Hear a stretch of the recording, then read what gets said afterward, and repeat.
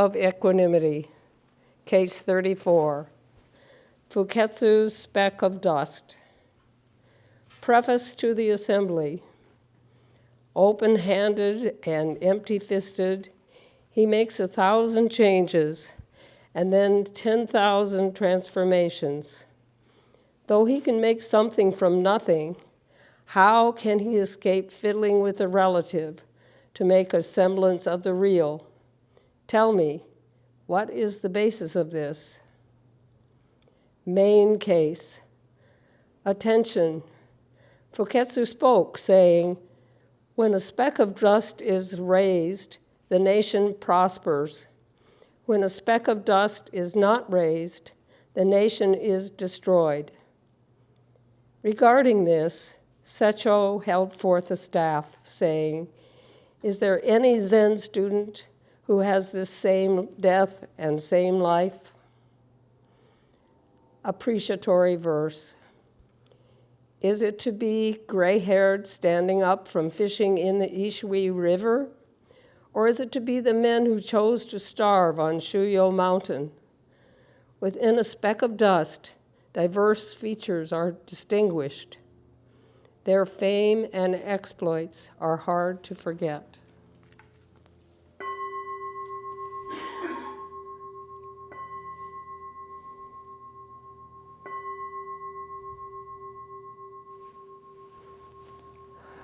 Please turn this way. And those who are at the top, if you can't hear me, this would be a good time to move. The Jishas can help you if you need it. You can hear.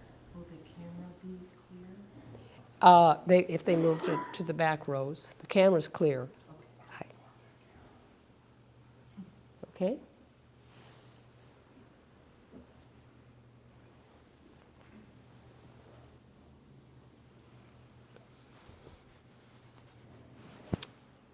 First day of session. It's so wonderful to see everyone. And thank you, Shinge Roshi, for being our teacher all these years and for being here today.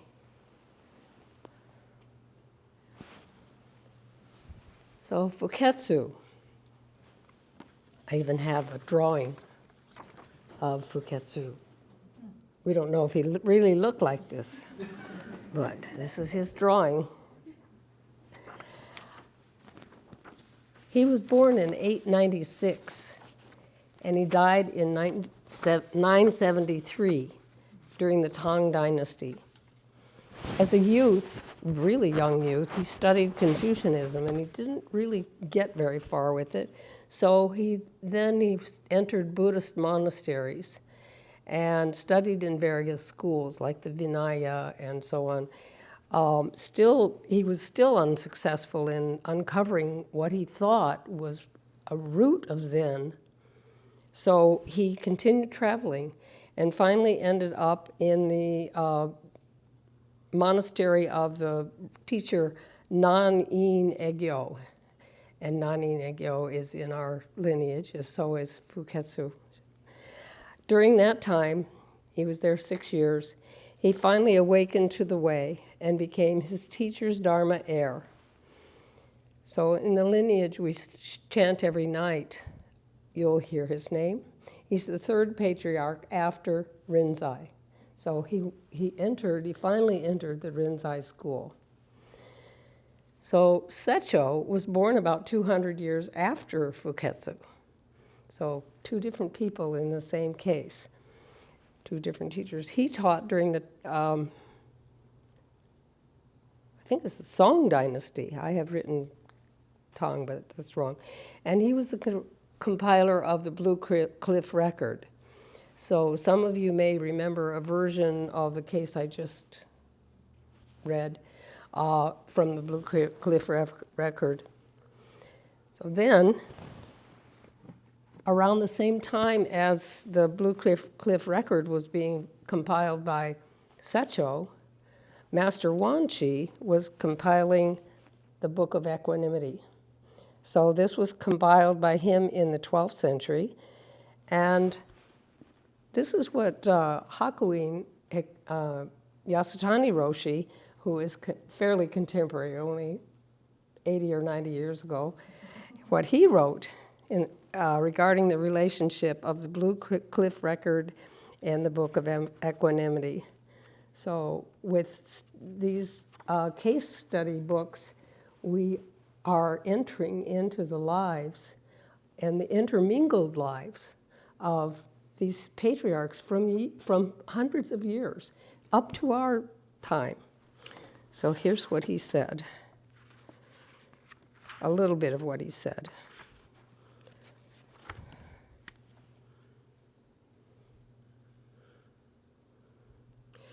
Master Engo, who gave the preface and commentary to each case of the Blue Cliff Record, and Master Wanshi were of approximately the same generation.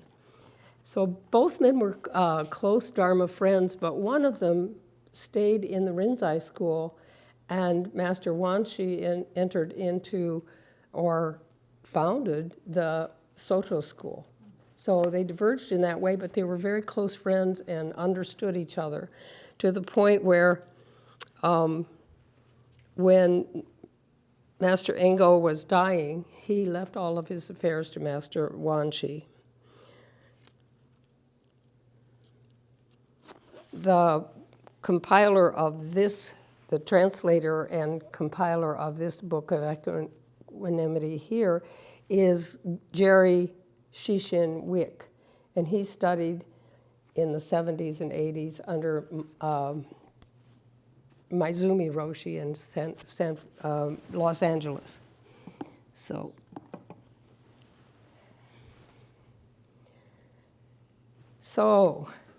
when a speck of dust is raised, the nation prospers. It sounds like something we would want. Prosperous nation. But then, when a speck of dust is not raised, the nation is destroyed. And that sounds like something to avoid, right? But we know koan study, many of us know koan study, and it's not always as it seems. So I want to start with a few examples of raising a speck of dust. Each of us raised a lot of dust as we were preparing to come together for session. So I'm going to give an example. Doshin Sensei had so many things on his plate, and you were raising them and lowering them, ranging from digging a sewer at your house to coming here and helping to get everything ready for session. So many, many specks of dust. And they were all coming together for our benefit. So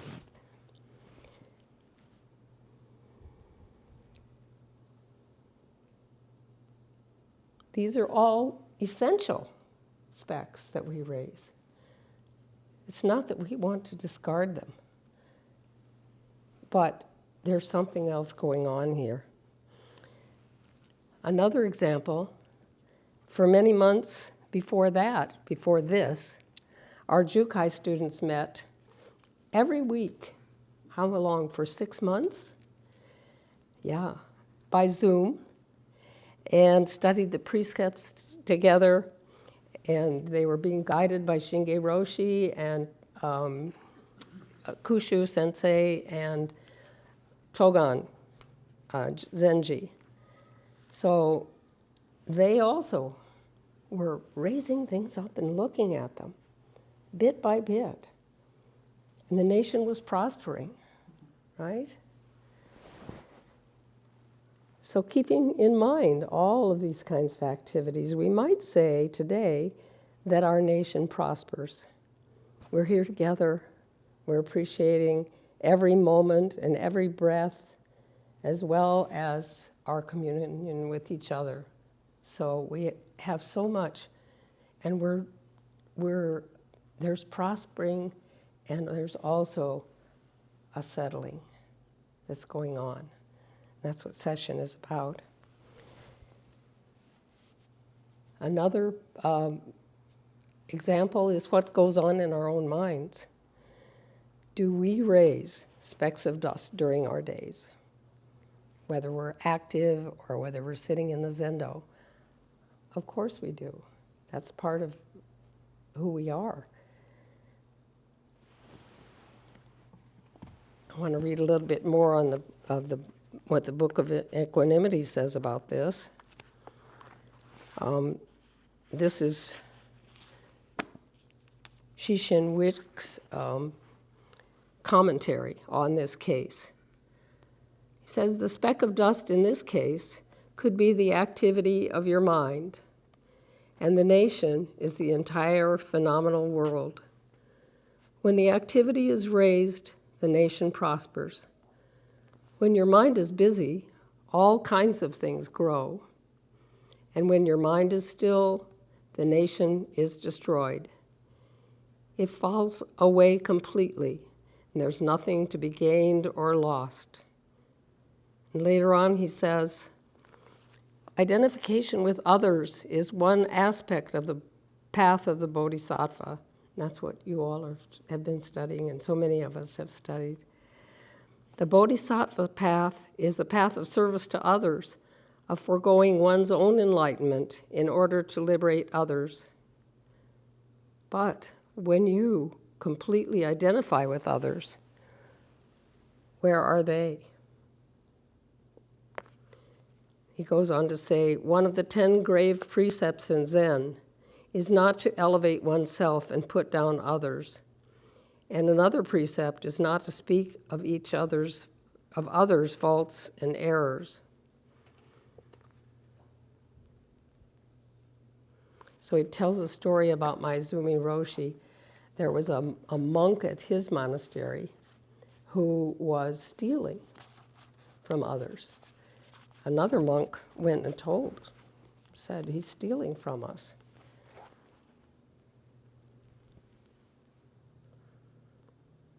The master said, don't talk about him like that. So, no matter what. So, when we identify with others, how can we elevate ourselves and put others down? It's only when we create that gap, that separation, which comes from fear, that we can do it.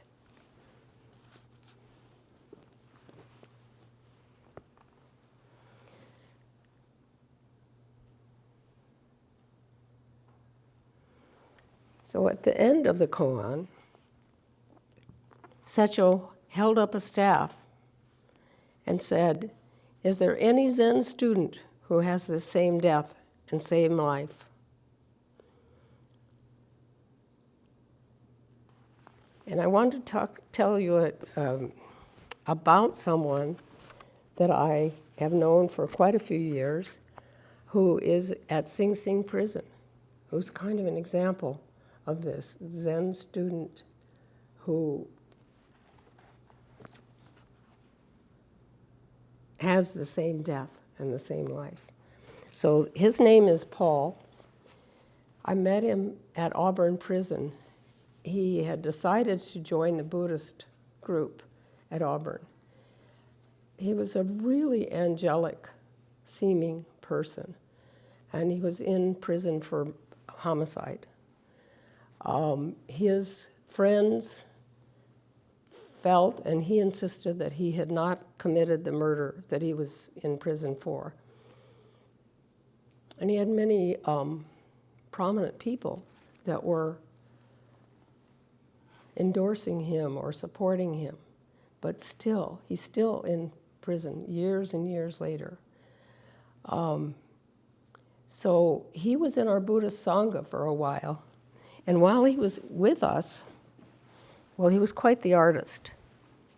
And while he was with us, he gave me this. So I thought I'd bring this since I still have it. So he had studied a lot of Tibetan Buddhism, and he had taken the name Vajra for himself, which is a Tibetan name.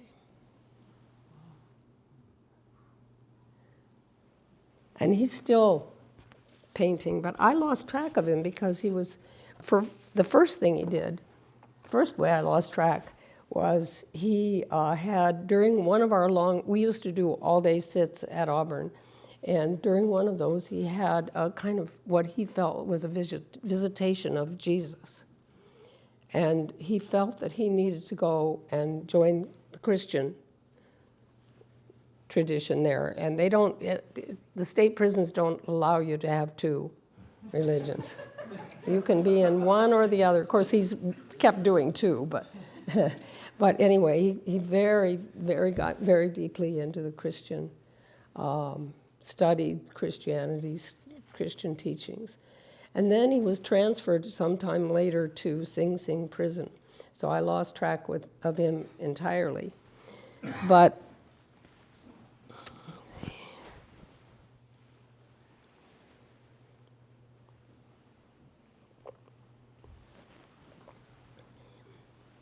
I've also lost track in many ways of many of the men and women that I met in the correctional settings.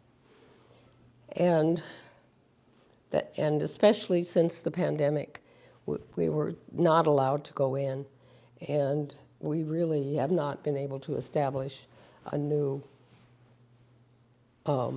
ability to go in and teach meditation or or work with another Buddhist Sangha. So that's been hard. While I was a volunteer there, I was named as a volunteer, I wasn't allowed to correspond by mail with anyone in any state prison. So I could never track Paul down and write him a letter while I was a volunteer there. Or I would have been, they would find out, and I would be dropped as a volunteer. So all the men said, stay a volunteer, don't try to be a chaplain, just be a volunteer, and that way you can at least work with us. So that's what I did. And so then the pandemic's over, we haven't been able to go back, we're getting old, all of us who were volunteers, and we, too old to really start it up again. But we have Miyoko wants to, if we could ever get it going. So that's a wonderful thing, and we're still pursuing that. Just about 4 months ago, a professor friend of mine, who his father actually was in prison in and out of prison most of his growing up time. He has a great interest in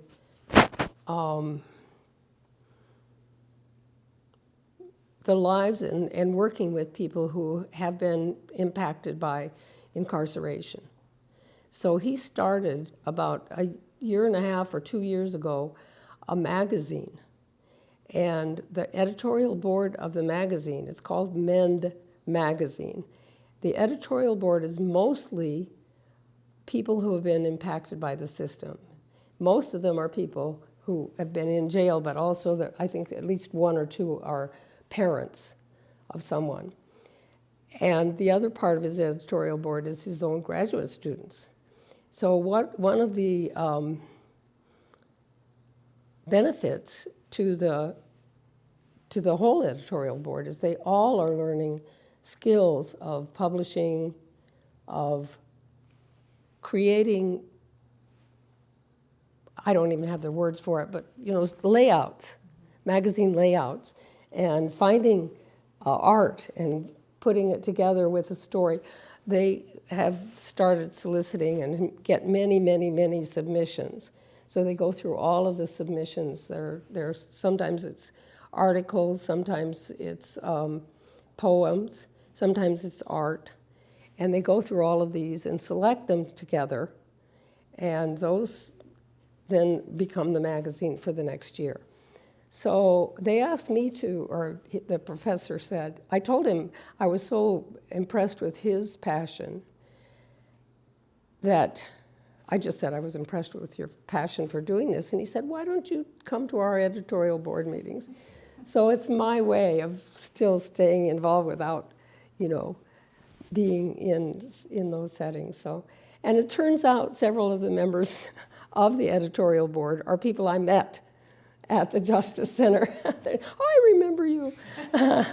So that's been really exciting because what it means is everyone in that situation is somebody that's been out for many years. They're not going back. And one of them is a minister now. He preaches every day on Facebook and so on. So that's what I've been doing in the last few months is that. And it occurred to me that now that I'm not a volunteer, I could write to people like Paul and ask him to submit things. So as a result, he and I are able to be email pen pals because every prisoner now in the state of, well, most of the country, I think, gets a pad, and like an iPad that doesn't have full internet, and it has capability. It's just that you have to pay every time you use it. But he and I are emailing back and forth now, and he still remembered, and he's been despairing very much, and wondering whether God has abandoned him because his appeals have all been denied. And so he told me that. And he's turning back to studying Buddhism. And he reads and listens to, they can get books on their pads, they can get, I guess they call them tablets, I'm sorry. And they can get email and various other things on these tablets. So we established this, and he submitted some art, and it's going to be published in the next Mend magazine.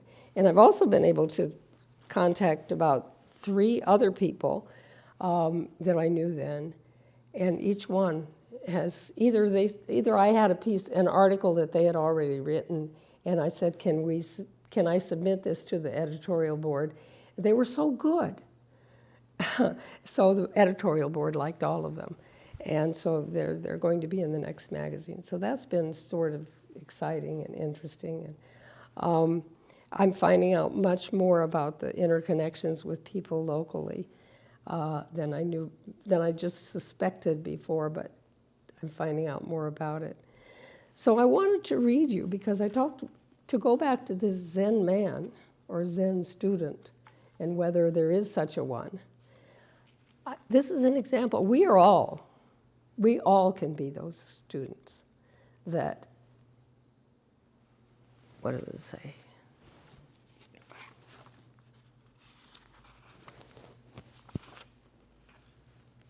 Have the same life and same death and same life.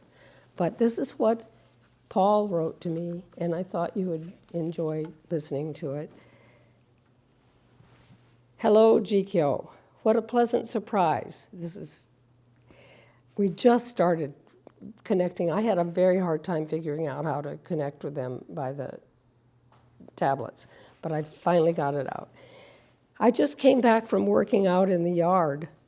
I've been contemplating the oneness of all beings and how the illusion of separateness pervades the desire-filled mind, causing it to love or hate, feel happy or sad, accept or reject.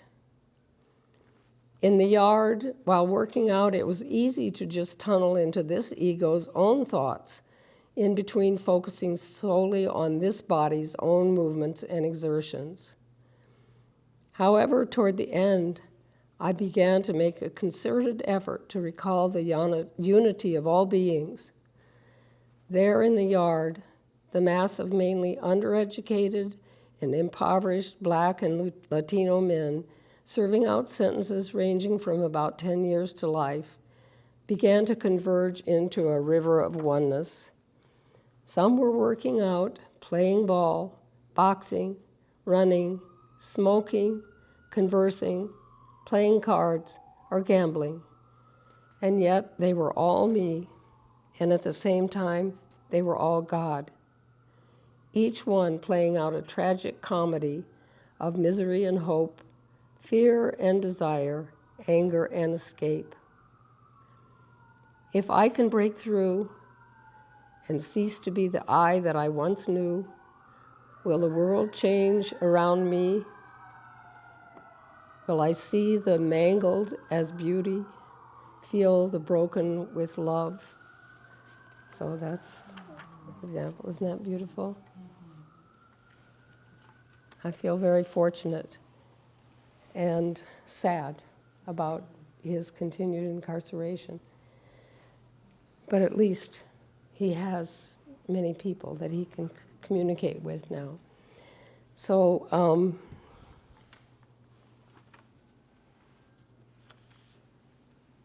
oh, I forgot to show you Secho. Fuketsu? I forgot to show you Secho. Or Secho, supposedly. A drawing of Secho that whoever drew it didn't know him, but anyway, they drew it. So I've got, there.